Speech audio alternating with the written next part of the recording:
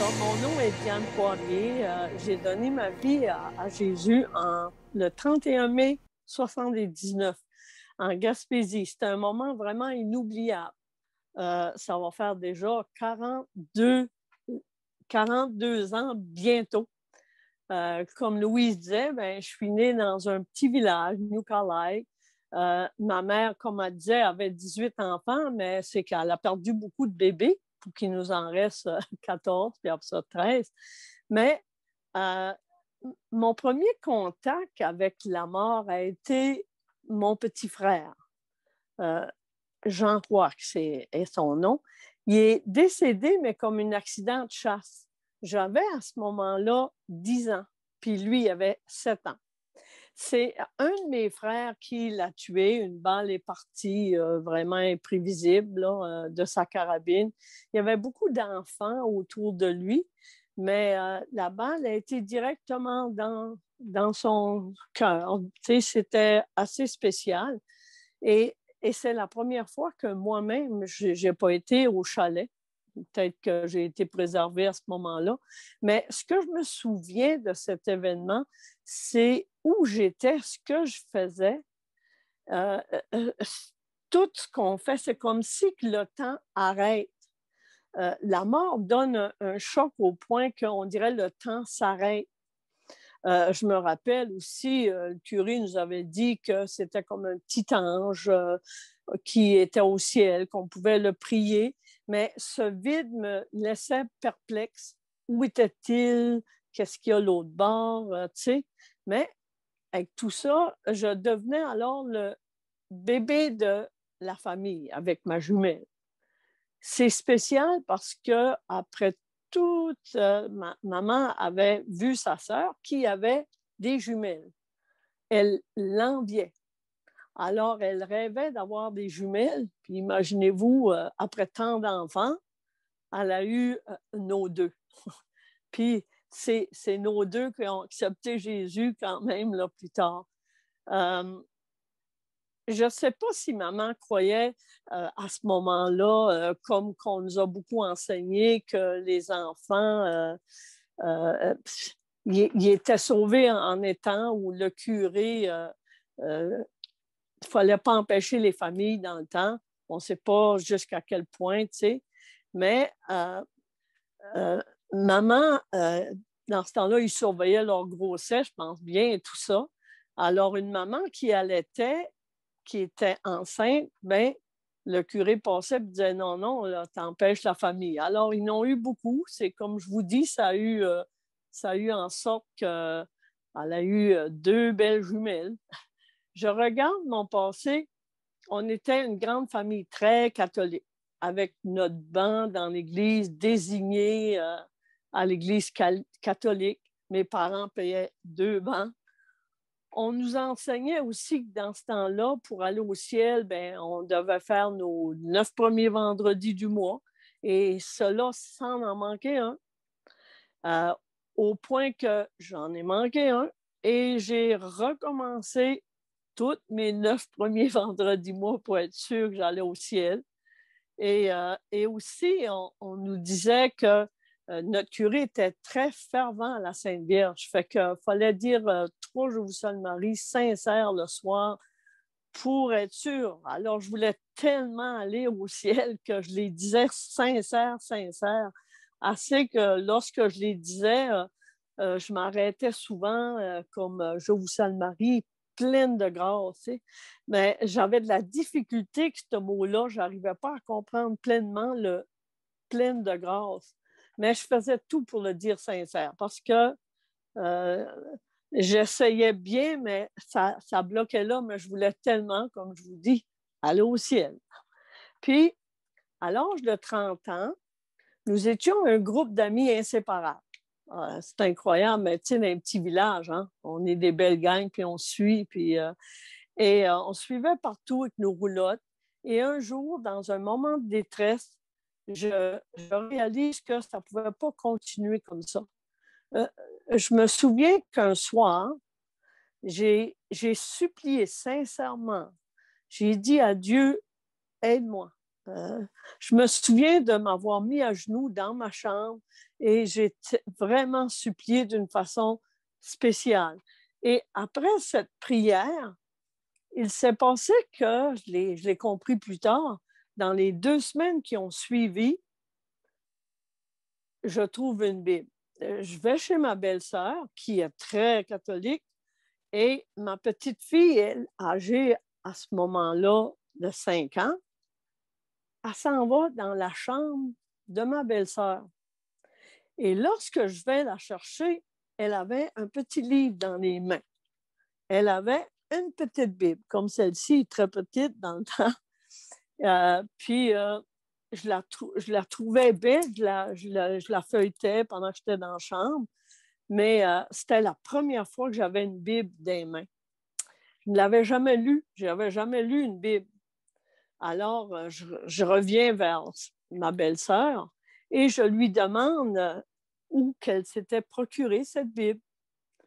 Puis, elle me dit, c'est un curé qui m'a donné ça, puis il s'en donne dans les écoles. J'étais tellement contente car pour moi, j'avais peur d'un changement de religion. Par la suite, je m'ai procuré une petite Bible et j'ai commencé à la lire. Je ne comprenais rien. J'essayais pourtant de la lire, mais surtout de la comprendre. À plusieurs reprises, là, je commençais à la lire puis je la remettais dans mon tiroir de chevet. Pour ne pas dire la tirer, mais je la mettais là. Alors, Dieu m'envoya un ami.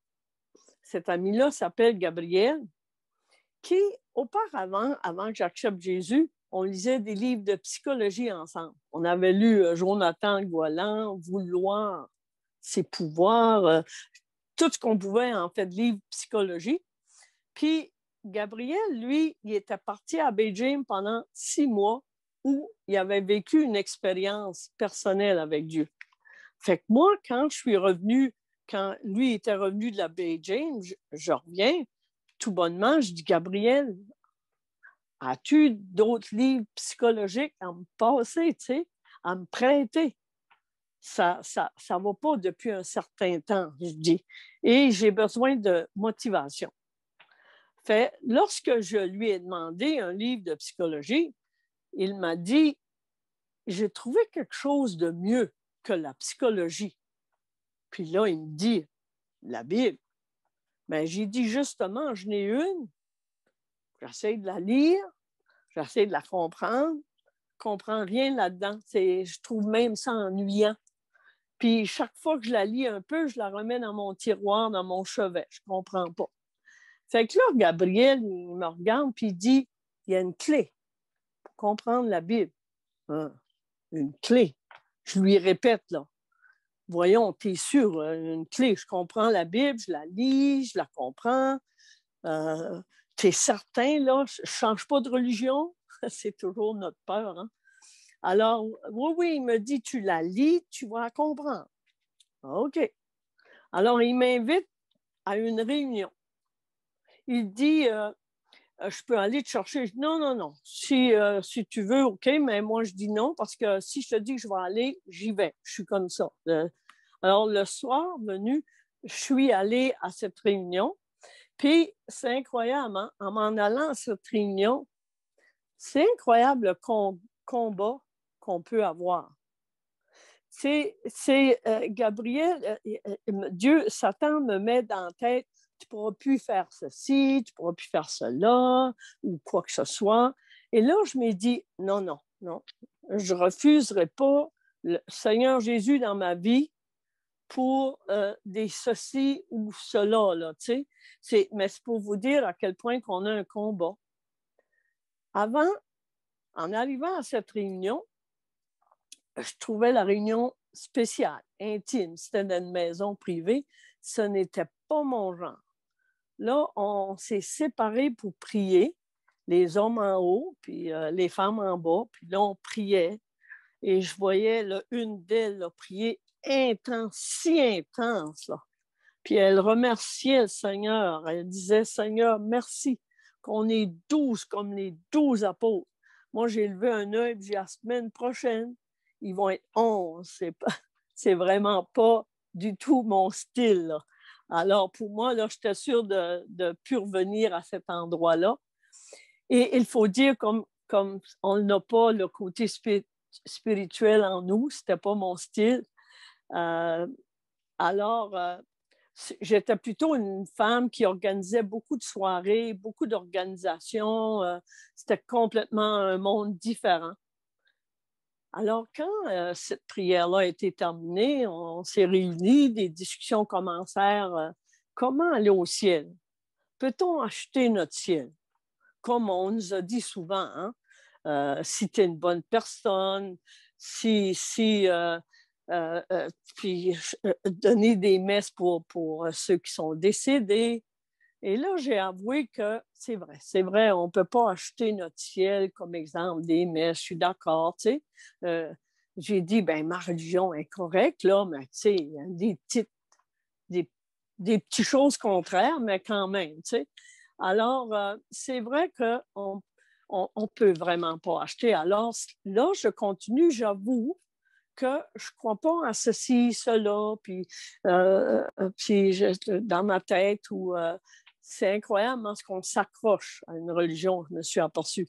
Fait qu'en discutant des choses et d'autres, il y a une personne présente à cette réunion, elle dit, elle ne peut pas comprendre, elle répète cette phrase-là, si vous ne lui expliquez pas le salut, la clé pour connaître Dieu dans ma tête, ça faisait ça, là. Moi, le mot comprendre était fort, là. Alors, juste me dire je ne peux pas comprendre, on dirait que ça venait me chercher. Puis la clé pour connaître Dieu. Alors, on m'expliqua que Jésus était mort sur la croix pour moi et que je devais le prier, je devais demander à Jésus pardon pour mes péchés et de lui donner ma vie. On appelle ça le plan du salut. Et ce plan-là, il est continuellement à la fin de ma petite Bible que j'ai passé mon temps à faire des copies et à donner un jour. Mais à gauche, au début de cette petite Bible-là, il y a Jean 3,16, est trop petit pour vous le voyez, qui est « Car Dieu a tellement aimé, hein, Diane, il a donné son Fils unique, afin que si Diane croit en lui, ne périsse point, mais qu'elle ait la vie éternelle. » Et puis, il y avait aussi Romains 3, 23, on a tous péché, puis on est privé de la gloire de Dieu, qu'on est gratuitement justifié. Mais je ne comprenais rien. Ça ne pénétrait pas en moi. Je vais vous expliquer mieux les versets par après, parce que vu que j'étais une personne qui ne comprenait pas, ben des fois, c'est ça qui fait qu'on explique mieux après. Alors, on m'a dit que si je disais cette petite prière-là, qui est à droite, qui était sincère, je m'ai installée là, puis que j'allais tout comprendre si je disais cette prière-là. Alors, je commence. Au début, je disais, Jésus, je sais que tu es mort pour nous.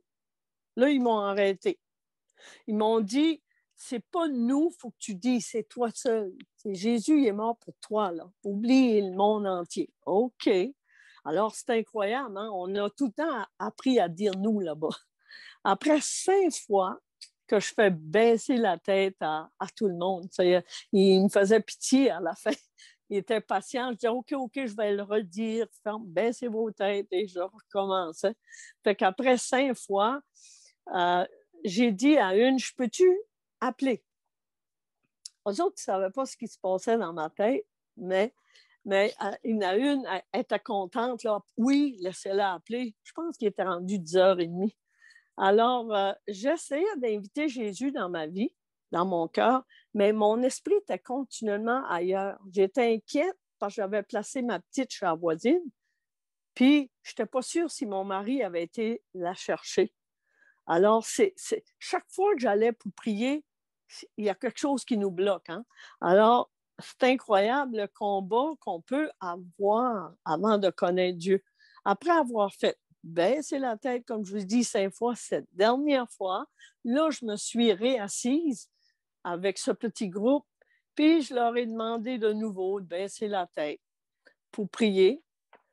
Et dans mes mots, j'ai dit, Jésus, je sais que je suis pécheur. Je sais, Jésus, que tu es vraiment mort pour moi cette fois-ci. Sauve-moi, prends ma vie, je te la donne. Et à ce moment même, le Saint-Esprit est venu en moi. Je ne comprenais pas, mais tout ce que je sais, là, tout ce que je ne comprenais pas, là, le Saint-Esprit, j'oublierai jamais cette expérience. C'est comme un enchantement. J'essaie de vous le décrire parce que c'est tellement beau.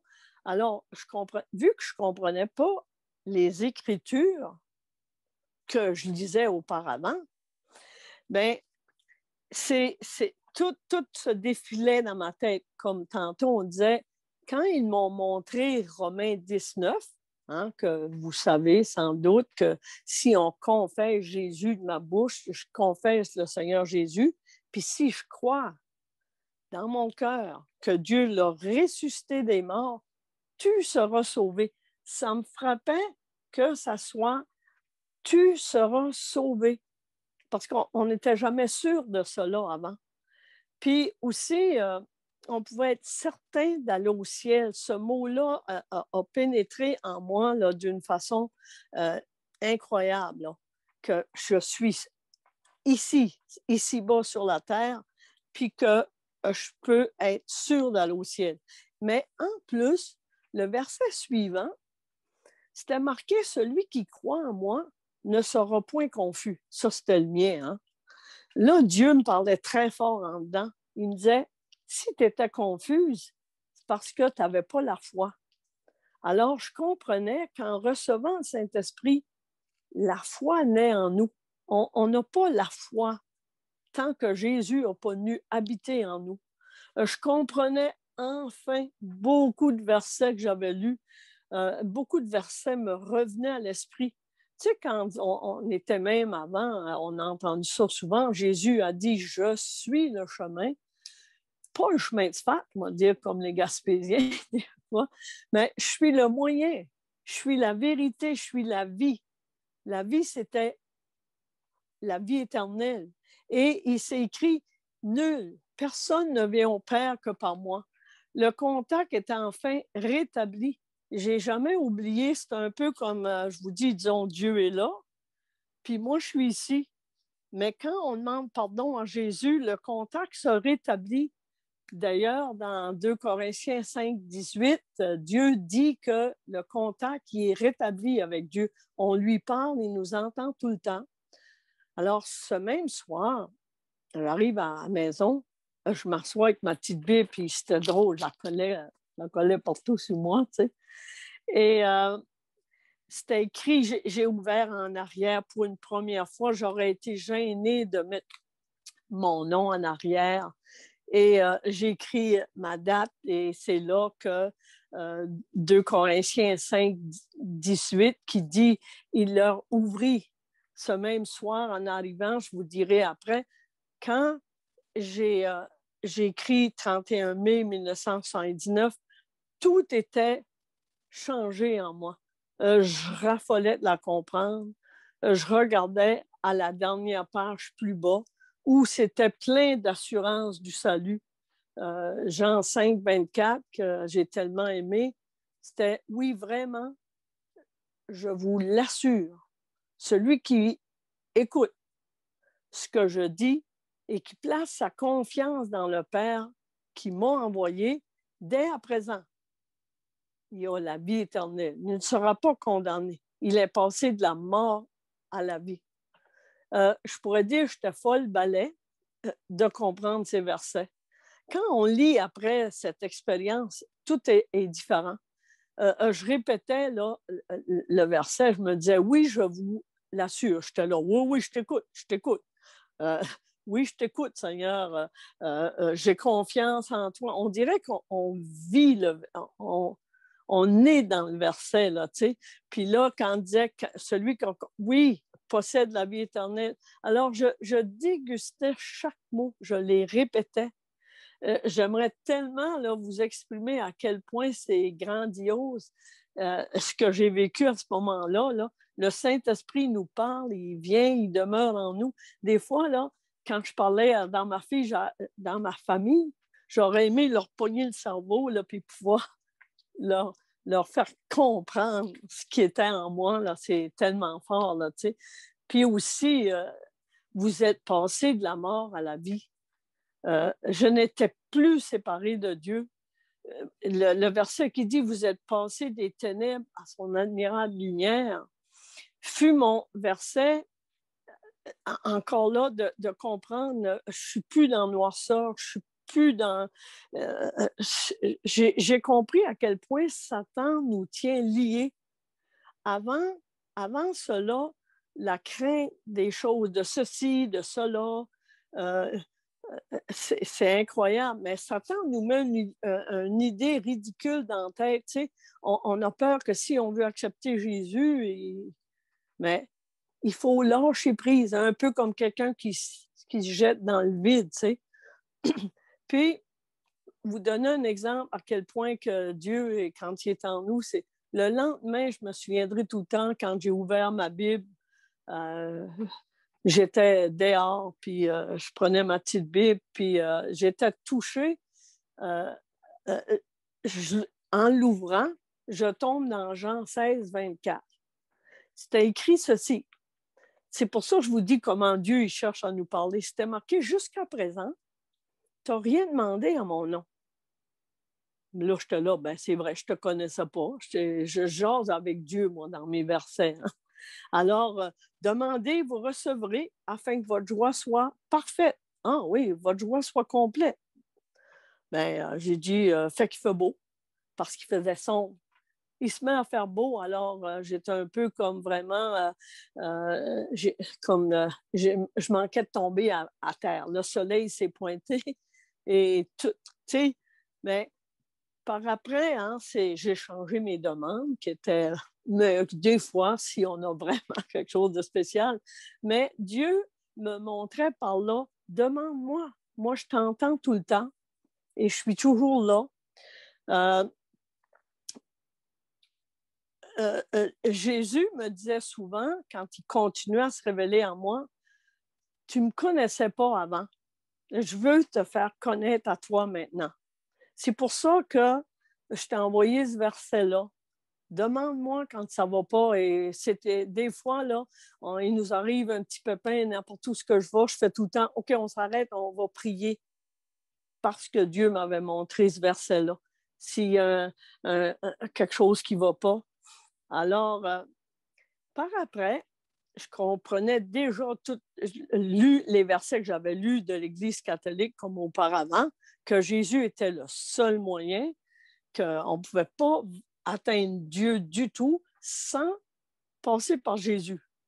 Alors, je comprenais aussi que Dieu est au ciel, puis il peut se révéler à nous personnellement quand on lui demande vraiment dans le fond de notre cœur, là, tu sais, que nous désirons vraiment le connaître et qu'on le veut dans notre vie. Sinon, là, c'est vraiment comme si moi j'ai aimé beaucoup l'expression, c'est comme si j'ai un bandeau, là. Quand je vous dis passer des ténèbres à son admirable lumière, j'ai un grand bandeau, puis tant que je ne donne pas mon cœur, pas ça, le bandeau, il n'est pas enlevé. On est vraiment comme tous des aveugles. C'est pour ça que Dieu enlève ce bandeau-là seulement quand on se convertit au Seigneur. Et c'est vraiment fort parce que si vous saviez comme je ne comprenais rien avant, alors par après, tous les versets que je pouvais lire qui confirmaient cela, vu que j'étais aveugle, c'était comme Luc 24, 45, exemple. C'est marqué, il leur ouvrit l'intelligence. Dans d'autres, il leur ouvrit l'esprit pour qu'ils comprennent les Écritures. Alors Dieu, sa parole est merveilleuse, mais il faut vraiment qu'il y ait quelque chose qui se passe en nous pour pouvoir qu'il ouvre les yeux de notre cœur, qu'on pourrait dire. Dans 2 Corinthiens 3,16, que j'ai beaucoup aimé, c'était marqué « Lorsque les cœurs se convertissent au Seigneur, le voile est enlevé. » Comme je vous disais tantôt, le bandeau. Lorsqu'on se tourne vers Dieu, le verset 17, c'est marqué, le Seigneur, c'est l'Esprit. Et là où est l'Esprit du Seigneur, là est la liberté. Il y a un miracle, cette liberté, cette sensation de tout comprendre, de juste savoir là, que si je meurs aujourd'hui pour demain, là, je suis certaine d'aller au ciel. C'est des fois, quelqu'un disait, ouais, mais c'est prétentieux. Non, parce qu'on ne peut plus nier ça. C'est plutôt difficile de vous le faire comprendre, mais c'est un miracle qui est en dedans de nous, que Dieu, vu qu'il se révèle à nous, il dit non, tu es sûr d'aller au ciel. Aussi, après cette expérience, ça m'a frappée. Je suis retournée à l'Église catholique parce que je ne voulais pas lâcher mon Église catholique. Et puis là, j'ai emmené ma petite Bible partout. Puis, je la gardais sous moi. Pendant que j'étais assis dans le banc, je ne sais pas si vous avez déjà vu un petit prion. Et j'ai pris le petit prion. Là, j'étais déçue parce que eux, il y a juste un verset, des fois pas complet, pas la suite. Fait que là, j'ai repris ma petite Bible et tout ça. J'étais juste assis là, tout ça, tranquille. Mais par la suite, durant la messe, au moment du repas du Seigneur, le curé a levé l'hostie qu'on appelle en l'air, puis il a dit, venez recevoir le Seigneur. Moi, à ce moment-là, je me lève, puis venir recevoir le Seigneur, tu sais. Mais c'est incroyable, le combat, là. On est dans une petite église en Gaspésie, c'est gênant, tourner de bord, là. Je suis dans l'allée, et là, Dieu me parle, là. Puis il me dit, écoute, là, t'en vas communier, mais tu peux pas venir me recevoir. Tu m'as reçu la semaine passée, puis tu peux pas arriver me recevoir, puis me perdre, puis revenir, puis tu sais. Alors, j'étais trop gênée pour changer de bord. Le Seigneur a pitié de nous autres. Plus que j'avançais, j'ai jamais commis de vol, vraiment. Mais pour moi, c'est comme si j'allais voler. Je pense que je venais rouge, là. Là, j'ai dû dire à Dieu, OK, j'ai compris. C'est pas toi que je vais recevoir. Je t'ai reçu une fois pour toutes. C'est quand Dieu se révèle à nous, il y a une assurance indescriptible et nous savons que nous passons de la mort à la vie.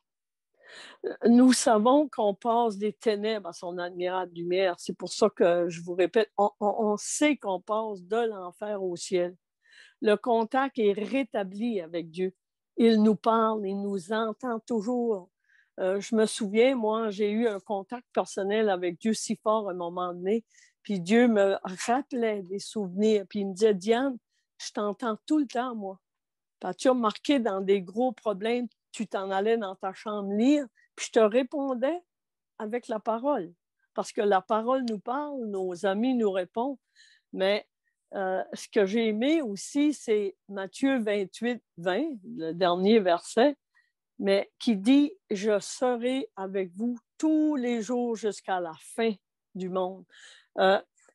Avant que je vive cette expérience-là, moi, me semble que je n'étais pas si méchante que ça. J'aimais beaucoup les gens parce que j'organisais beaucoup de choses. Et même un grand bandit, là, je me disais, s'il demande pardon, il va aller au ciel et le reste. Et ce n'est qu'au moment que j'ai reçu Jésus que je m'en aperçu, ouf, là, j'allais au ciel et je n'y allais pas avant. Alors, j'ai compris la vraie signification de la mort de Jésus qui est mort sur la croix pour nous. On n'est pas sauvé en étant bonne ou en faisant des bonnes choses, parce que Jésus serait mort pour rien sur la croix. Tu sais, juste pensez-y. Hein? Nous, on a été tellement habitués à des sacrifices pour aller au ciel.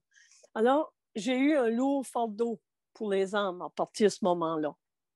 Moi qui, comme je vous dis, je croyais que j'allais au ciel, m'en poursu que non. Alors, tout ce que je sais, comme on ne peut pas comprendre la parole, on ne peut pas connaître Dieu si lui, il ne se fait pas connaître à nous. Jésus, il nous demande juste de se donner à lui, puis de se repentir. Il nous demande ça, mais si vous saviez le combat que moi j'ai eu, puis je suis sûre beaucoup de vous autres, à chaque fois qu'on a voulu accepter Jésus, tout ce qui pouvait nous arriver. Puis maintenant que je suis sur la terre, ici-bas, et qu'on fait cette décision, j'ai réalisé qu'il ne faut pas attendre après la mort. C'est vraiment ici, pendant qu'on est sur la terre. Il y en a qui me disent souvent, moi, négocier avec lui en haut, il sera trop tard parce que la Bible nous le dit. Il est réservé aux hommes de mourir une seule fois, après quoi vient le jugement.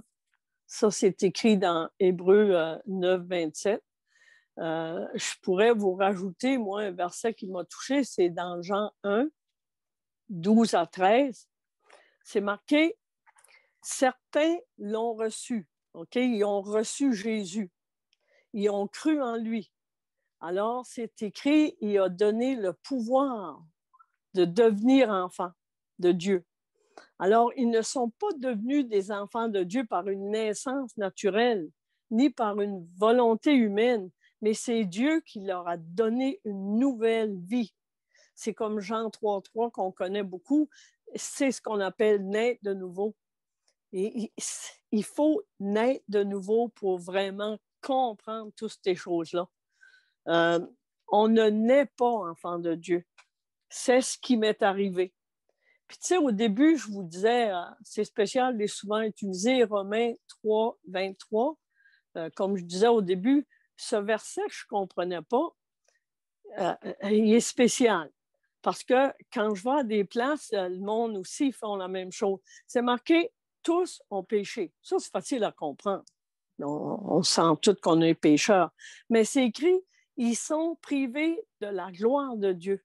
Ils sont privés, autrement dit, de la présence de Dieu. Ils sont même privés d'un contact avec Dieu. Mais Dieu, dans sa bonté, c'est écrit, il nous rend juste à ses yeux. Puis c'est gratuitement qu'on est sauvé en Jésus.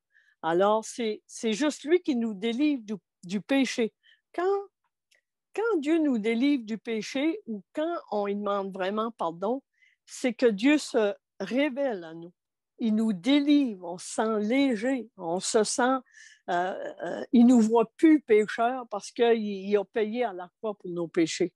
Cette expérience-là, on comprend si bien qu'on aimerait, comme je disais tantôt, rentrer le verset dans la tête des gens. Mais ça prend une repentance entre toi et Dieu. Au début, quand je parlais à mes frères, je me disais, essaye juste, là, dis cette prière, tu vas comprendre. Mais ça ne marche pas comme cela parce que, dans le fond, ce n'est pas juste dire la prière, oui, mais il faut qu'elle soit vraiment sincère, un cœur repentant qui est prêt à se donner à Jésus. Je l'ai compris parce qu'au début de ma vie chrétienne, je leur disais, dis cette prière-là que tu vas comprendre.